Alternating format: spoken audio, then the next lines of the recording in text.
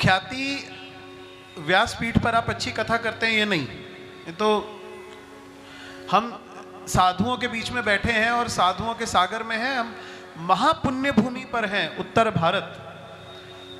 ये पूरी वसुंधरा का सिरमौर है। आपके बारे में जो एक विशिष्ट बात है वो पता है क्या है? कहते हैं कि संसार का जो सारा सत है ना, वो माँ पिता के चरणों में है। और पिता संसार में दो प्रकार के होते हैं। एक तो होते हैं बिंदु सृष्टि वाले पिता, माने जिससे हमें देह प्राप्त हुई, सांसारिक पिता, बायोलॉजिकल फादर। और एक होते हैं गुरु, जिसको हम नाद पिता कहते हैं। देखो, गुरु की संपत्ति का तो बहुत सबको ही अधिकारी है। जो पिता की संपत्ति है वो तो हमारी संपत्ति है ही, ये स्वभाव है। पिता के बाद उसकी सारी संपत्ति का अधिकारी पुत्र होता ही है। वो कुपुत्र हो या सुपुत्र हो, उससे कोई अर्थ नहीं, कौन लेकर जाएगा। किंतु बहुत बहुत चुने हुए शिष्यों को अपने गुरु की चरण सेवा, अंग सेवा का अवसर प्राप्त होता है। पूज्य महाराज जी की एक सबसे बड़ी विशेषता यह है कि महाराज जी के गुरु परम श्रद्धेय मलुक पीठ सरकार जी महाराज की और अग्र पीठ महाराज सरकार की चरण सेवा आपको प्राप्त है।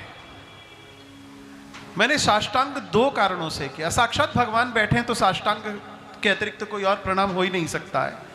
किंतु मेरा एक प्रकार से प्रणाम और प्रदक्षिणा करना महाराज जी का इसलिए भी आवश्यक था कि मैं ये जानता हूं कि गुरु कृपा करके अपनी सारी विद्याएं दे दे, ये अलग बात है, पर गुरु कृपा करके अपने चरण दे दे, बड़ी कठिनाई की बात है।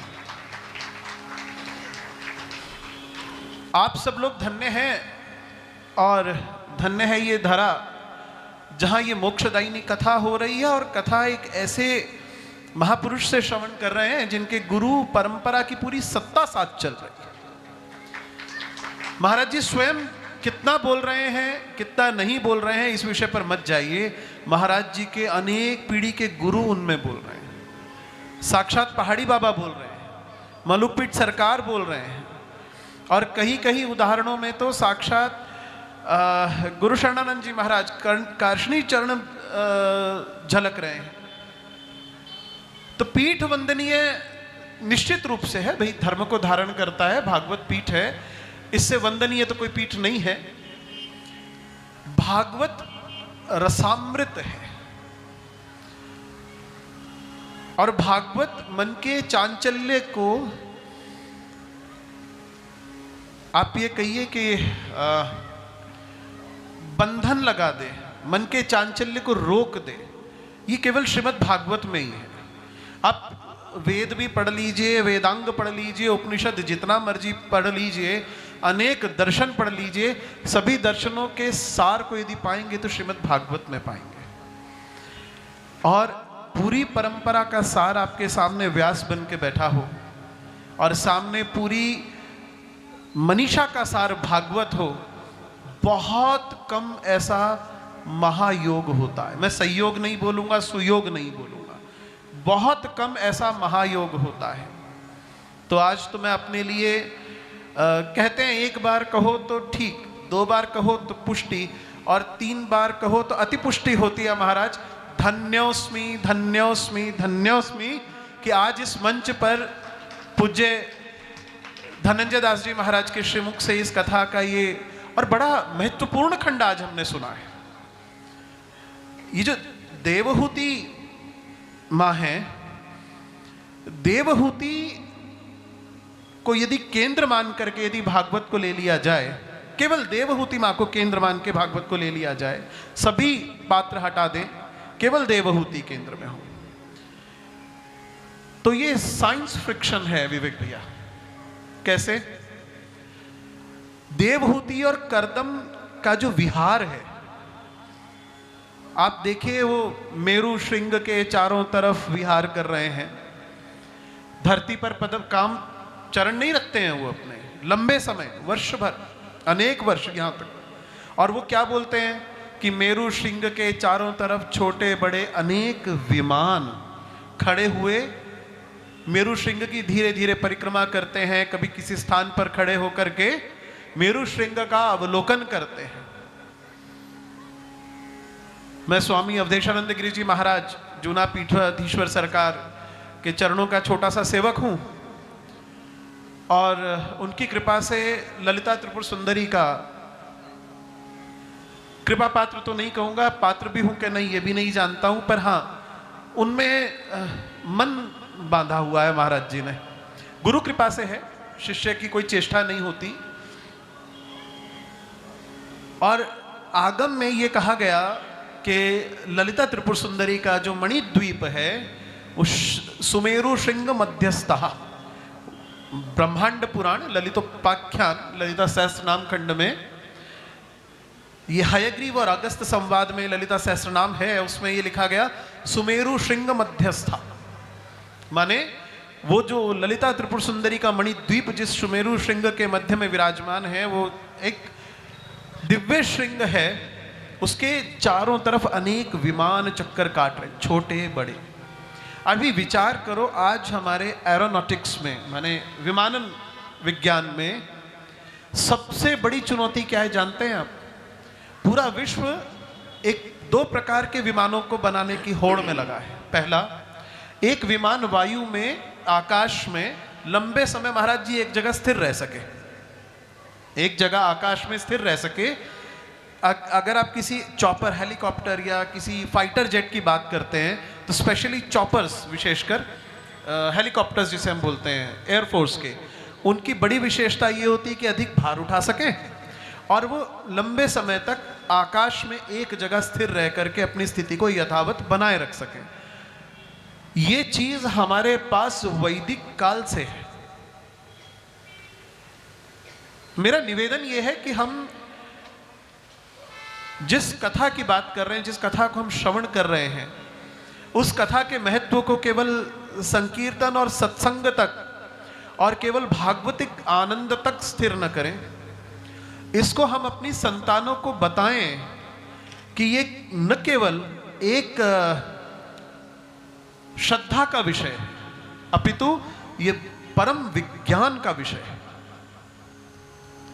आप ये सोचिए कि आप में से बहुत से लोग दक्षिण भारत की वो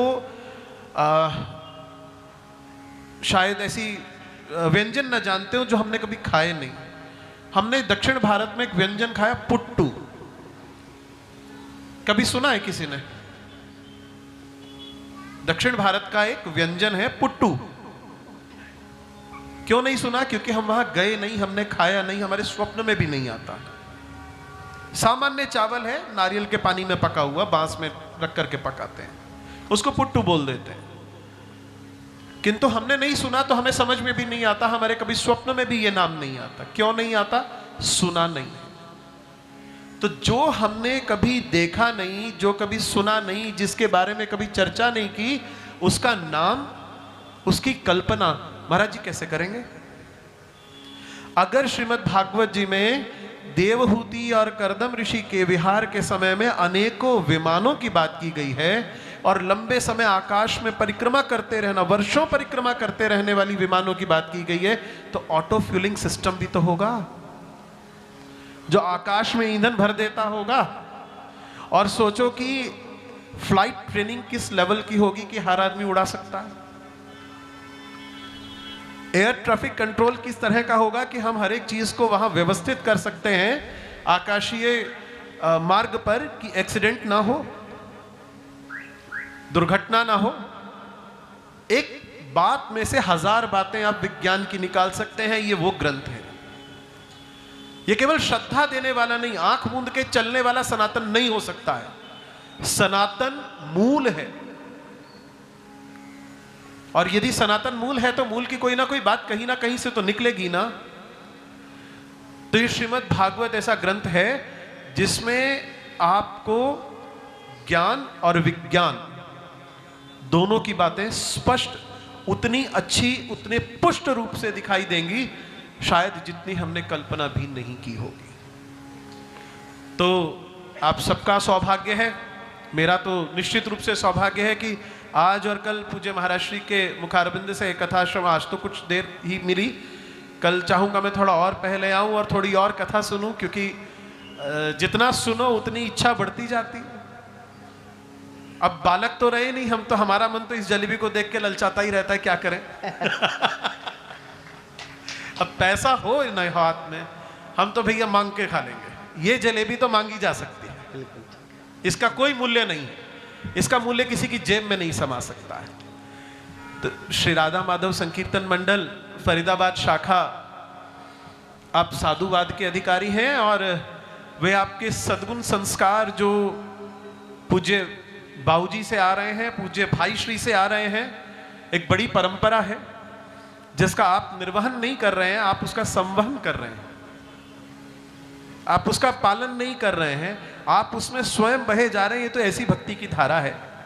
तो आप सबके लिए बहुत बहुत साधुवाद, और मेरी ऐसी प्रार्थना है कि सर्वेश्वर रास रासेश्वर आपके ऊपर इसी प्रकार से रस वर्षा करते रहें और आपके भजनों से ऐसी ही रस वर्षा सदा हमें मिलती रहे।